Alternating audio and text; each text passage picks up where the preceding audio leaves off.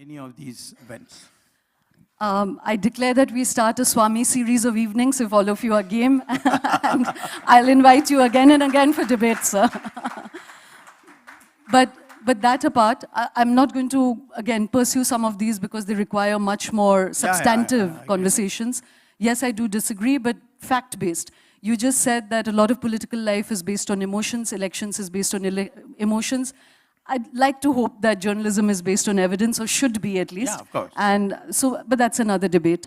You did mention that you've convinced Mr. Modi that since we are sweeping election after election, you didn't come to the heart of it. What have you convinced him about?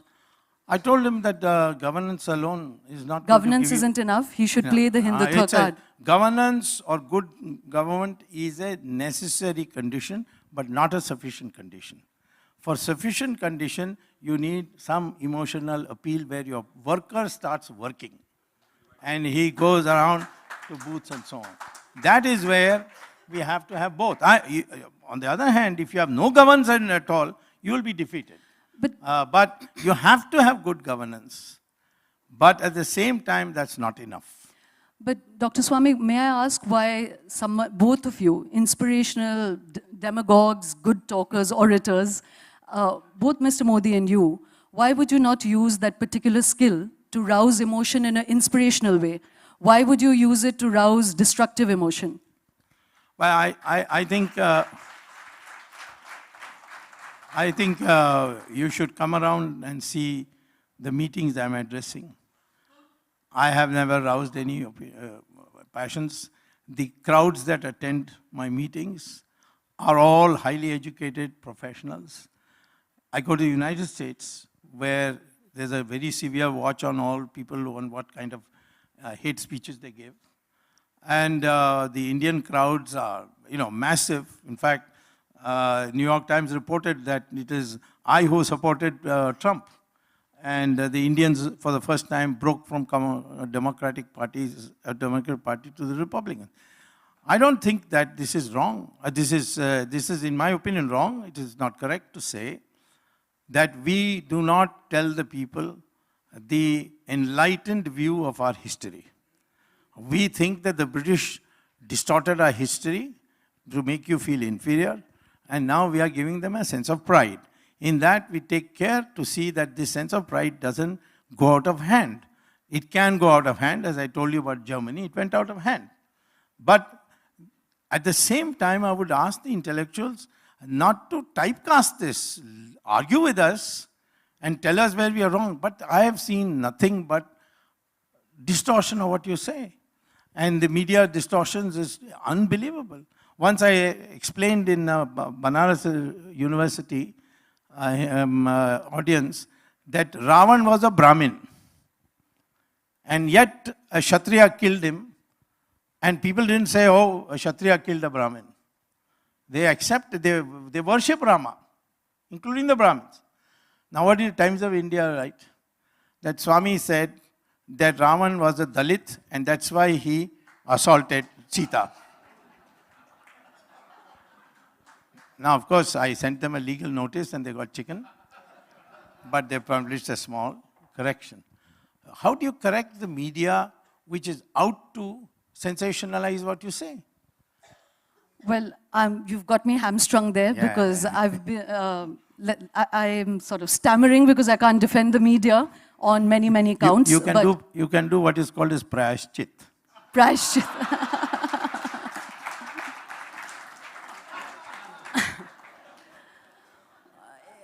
I accept that generically I think all professions, both politicians and journalists, are letting down our core ethics, and that brings both you and me to the Prayashchit corner.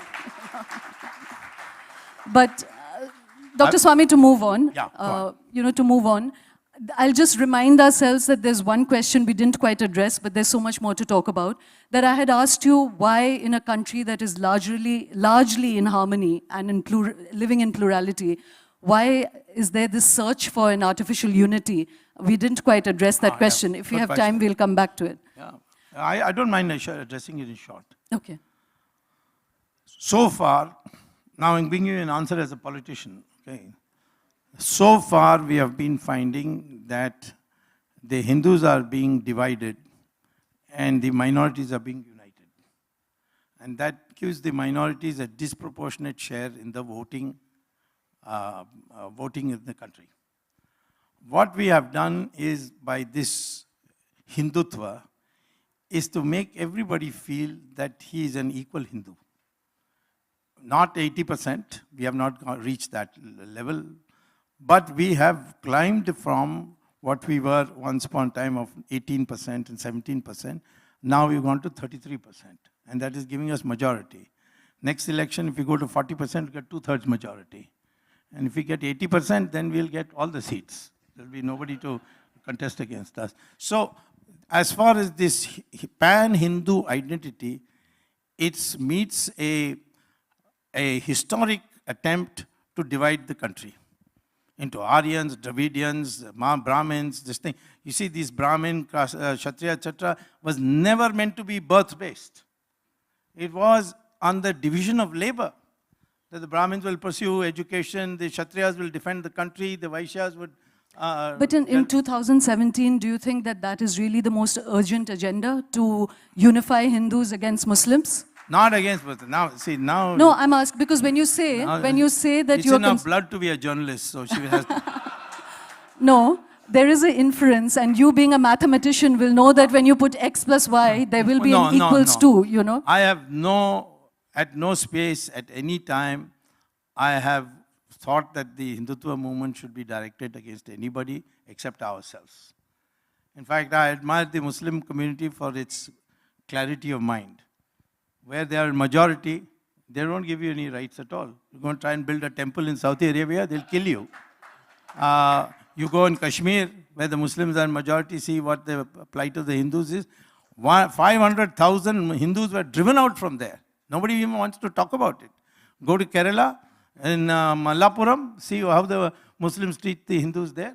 No, so are you saying that you really admire this and you want to transform the greatness of Hindu culture into the Islamist I am saying ideal? that the Muslims are very clear. When they are in power, they won't allow anybody else to survive. They are clear. But that clarity I don't want. I'm only saying, please don't feel sorry for any community. Must know their characteristics. Where they are in majority, they don't allow any person. And on the other hand, where the majority is determined, non-Muslim majority is determined, they surrender. Take Australia. They accept uniform civil code there. They accept all the rules. You can't wear a burqa. They accept that. Can I do that in India? They will never have triple talaq in Australia.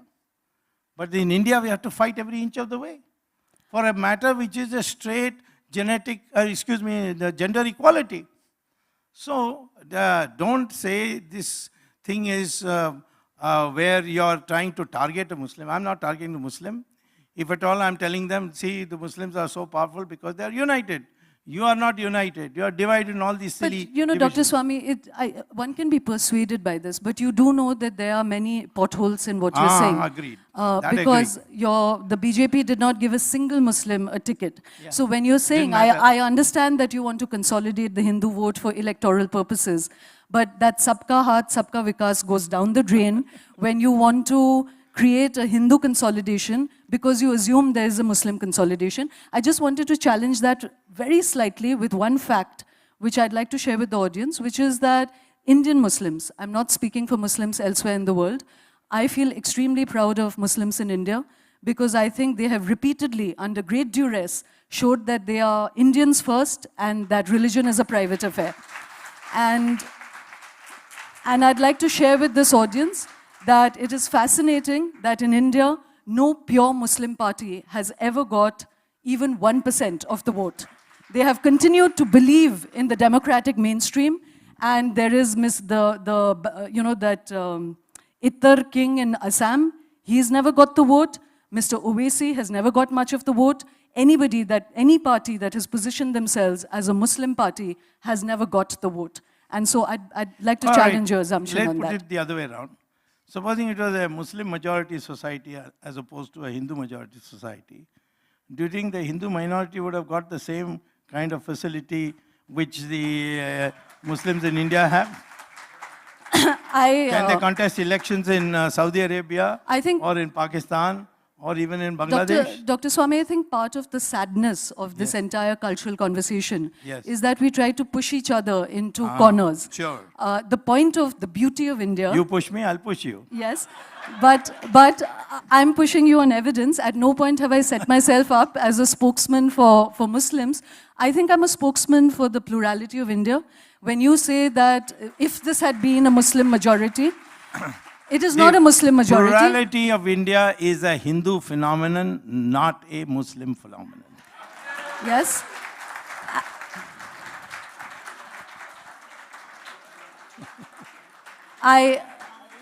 Dr. Swamy, I actually perhaps accept that. In fact, we had Mr. Saeed Naqvi here speaking a few weeks ago, and he made a very interesting proposition.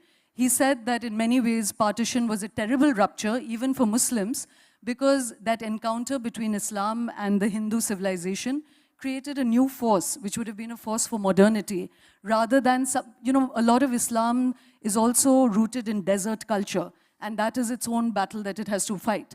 But I'm coming back to India, where when you say that if it had been a Muslim majority, I'm saying the beauty of this country is that it's not. The Constitution declares us to be a plural society. Perhaps the Hindu genius runs in its blood, but it runs nascently, incipiently, and permanently. By trying to turn it into that majoritarian language, in fact, you're mutilating the genius of this civilization. I agree with that. I'm not turning it into majoritarian. Wow, from tomorrow you're going to speak differently. No. I'm only telling the Hindus, your innate strength is that you are a continuing civilization because you have stood against everybody. You know, Islam conquered Iran.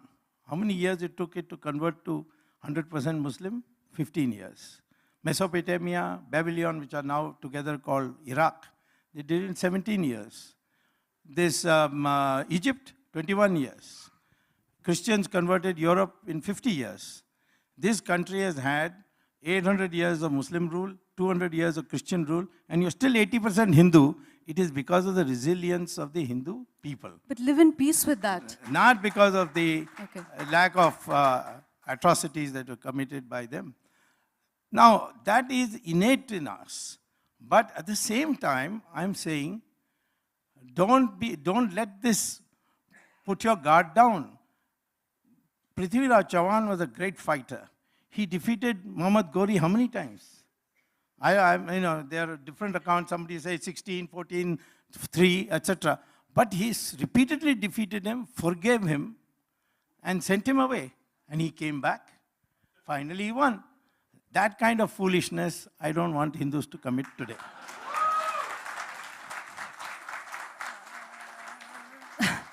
Dr. Swamy, we'll move away because there's so many other interesting conversations to have with you. Again, I'm going to use the moderator's prerogative to quickly share two stories. One that a wonderful historian called Richard Eaton has documented how many Hindu kings demolished Hindu temples, because that was the medieval logic. It was domination. When we try to interpret modern political contemporary history through the lens of medieval history, therein lies the problem.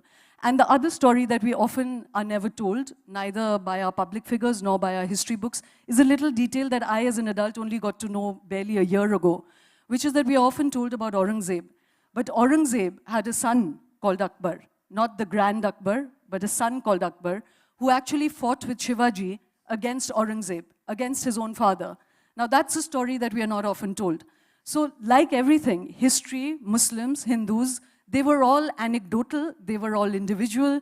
Yes, we were dominated for 800 years, but that was a circumstance of history. And Hindus collaborated in that dominance and fought each other, But to interpret 2017 through 16th century history seems an intellectual failure.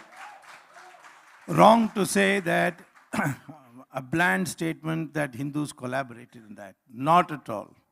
Shivaji did not collaborate. I said some Hindus. I said some Hindu kings. That you will have. Like some Muslim kings were one way, some were not. No. After all, when the 1857 revolt took place, it was a Hindu revolt, but we made a Muslim as the Bahadur Shah Zafar as the king of India. So, I mean, it's not these are not the issues. The issue is that we were invaded, we were looted. A lot of our people suffered great deal of humiliation, particularly women. And they are documented history stories. I don't want to remember all of them. But I do want to say that this should never happen again. And for that, there is a common Hindu identity which we always had. For instance, Mahabharata, all the kings, over 3,000 kings from different parts of India came to Kurukshetra to fight on both sides. And when Rama went to Sri Lanka, in Kishkinda when he came, that is in Karnataka, his brother Lakshmana objected to making monkeys as part of his army. And he said, they are residents of this area. How can I bring my army from Ayodhya? And this identification with all parts of India as yours is been always our continuing tradition. That is what I am trying to argue. Now, if the Muslims also accept that their ancestors are Hindus, then we are brothers and sisters. This is called the persistence of the great mathematician. I'm going to move away, Dr. Swamy. Please. Because this is an unending conversation. I wish it would end, actually. But, I just want to end again. Because I know... There's one way of ending. You convert to my point of view.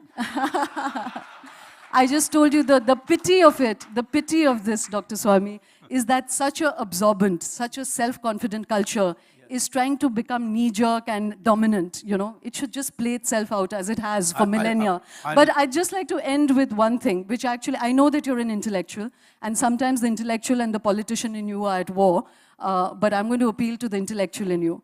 That when you said that there has been 800 years of brutish Muslim rule in many ways, invasion, destruction, let's remind ourselves that King Ashoka was the epitome of the Hindu king. No, and he went to... He was a Buddhist king. He became Buddhist after Kalinga. He became Buddhist after the Kalinga massacre. Kalinga was in Odisha, in Orissa. It was a Hindu king massacring Hindus, and he transformed to a Buddhist king after that. So that idea of medieval violence is just medieval violence. It's nothing else. Let's move away, Dr. Swamy. Let's move away to why a man of your intellect and academic training. Before that, I'd just like to ask you one more thing. When you mentioned your family and how plural it is, you once said something very interesting to Abhinandan Sekri, who's the editor of News Laundry. You said you yourself never go to temples except for political reasons. Yeah. And you also told another student of yours, Javed Bukri, if I'm not mistaken, Shahid Javed Bukri. Barki.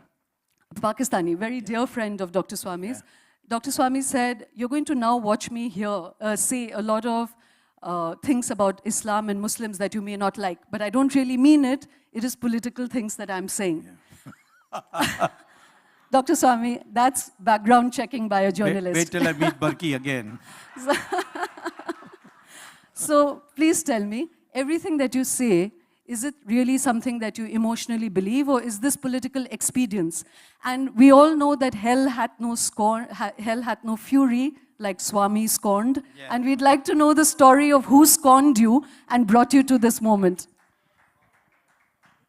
I won't say that because of scorn that I'm what I am. There was a certain element, because my mother was a staunch Hindu. That's how it began. And a sense of nationalism where I defended the country. And I found many of these things like this Aryan Dravidian theory and the way the caste, the Varna system was portrayed, etc. When I started reading deeper, I began to feel that this is being foisted on us to weaken us. That's how the process began. It is true that the determination to find an alternative to the Jawaharlal-Nehru type of ideology began with the dishonest treatment of me after I returned from Harvard.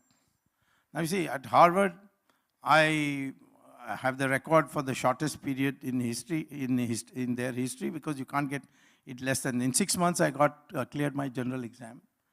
I was a joint author with Paul Samuelson, and his entire life I don't think he collaborated with more than 5 people. And he was is the Einstein of economics. I was a student, my thesis advisor was Simon Kuznets, who's another great Nobel laureate. And I had research publications which are already become famous. My work on China, even today, is a compulsory reading in most universities. And I came back at the invitation of people here to teach in India. And I was singled out for fact that I was not left-wing. I was never left-wing, because you have to be a bit crazy to be left-wing. And I was targeted. I'd just like to share with the audience that Dr. Swamy's father was left-wing. He was a Marxist. My father was a left-wing, yes. But I told you my mother was not. So now, Bharat Mata you ki do jai. you do not know what I went through.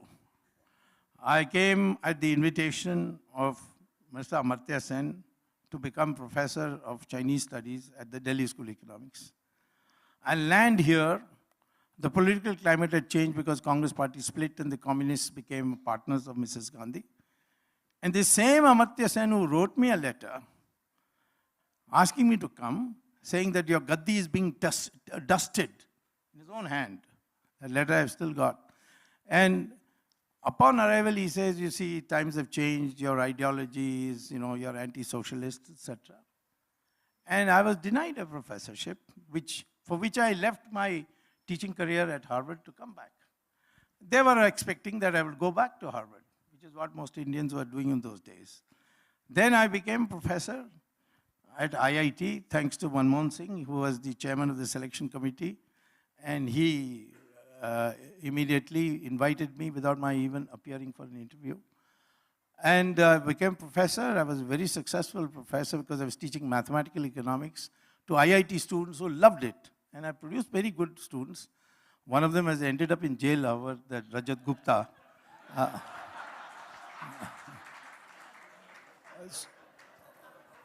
So, and then Harvard made a contract with me that I should come every year to teach at least in one semester. And the most convenient semester for me was the summer, which is a compressed six weeks or 2 months semester.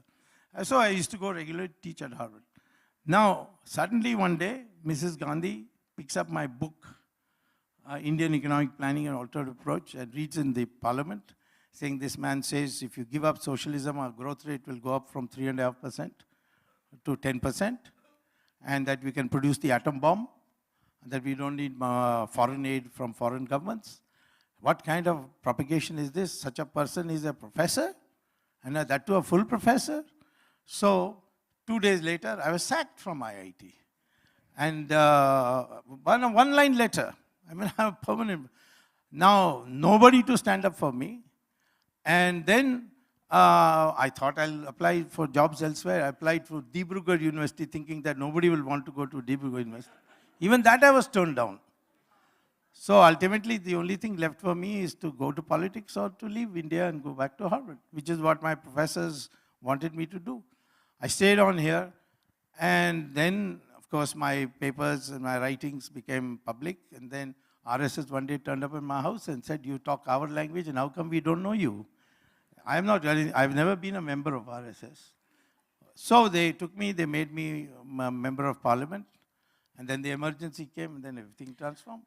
So I have this view that these people who give me lectures on tolerance are the most intolerant people. There's no doubt that I would have been crushed otherwise. So it's a question of my tolerance versus your tolerance. Actually, Dr. Swamy, I'm in total agreement with you. And there's more to this history of how an extremely intelligent 24-year-old, 27-year-old from Harvard is really rejected by the entire intellectual establishment here because your ideas didn't fit in. But I think the cruel irony, the twisted irony of all that, Dr. Swamy, is that today, instead of then becoming a fiery crusader for intellectual openness, you basically went over to the other side, which also pushes for intellectual shutdown.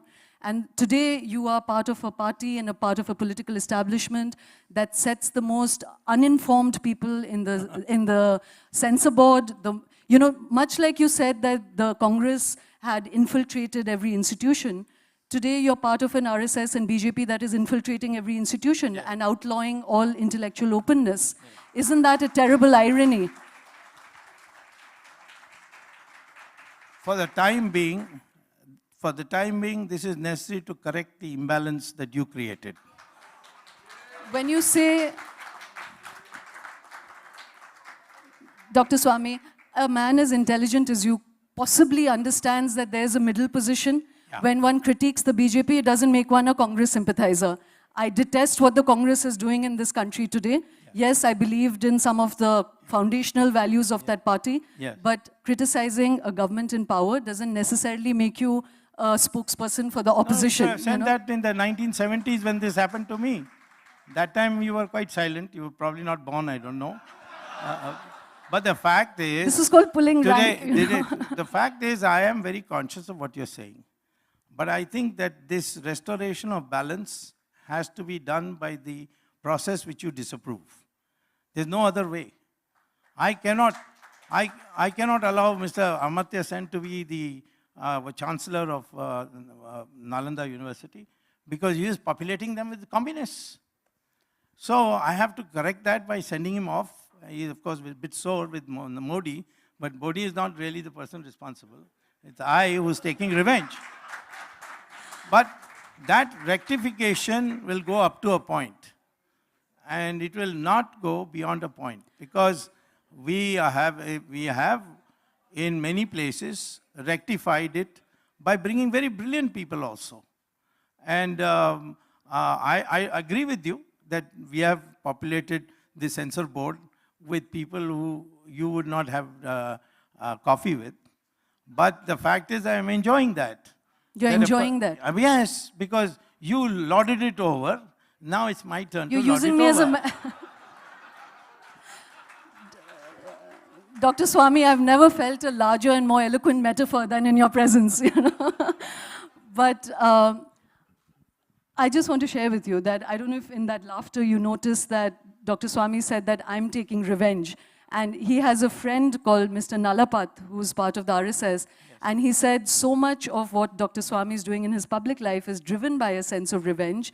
And that's a pity. But he also used a wonderful phrase. He said he has in the sector of revenge, he's a Sicilian. He has a Sicilian sense of revenge. That, by the way, is not his originality. It is Mrs. Sonia Gandhi who told me. And yeah, I'm telling you, she told me. And she's now knowing what a real Sicilian is.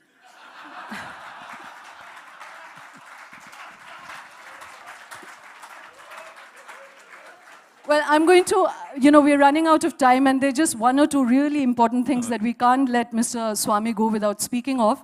I'd just like to quickly run through his life. He was enemies with Mrs. Indira Gandhi, then briefly friends with Mrs. Indira Gandhi. Yeah. He was good friend with Rajiv Gandhi. I already mentioned he was friends with Jayalalitha, then not friends with Jayalalitha, then he was initially friends with Vajpayee, then never friends with Vajpayee. And so the story goes on. With Chidambaram, of course, who began to investigate his involvement in the Chandraswamy Trust, and that's a sore point that Mr. Chidambaram is also learning the beauty of Sicilian revenge. So all of that, of course, continues. You must visit him in Tihar when he goes there very soon. But, Dr. Swamy, I think all of us,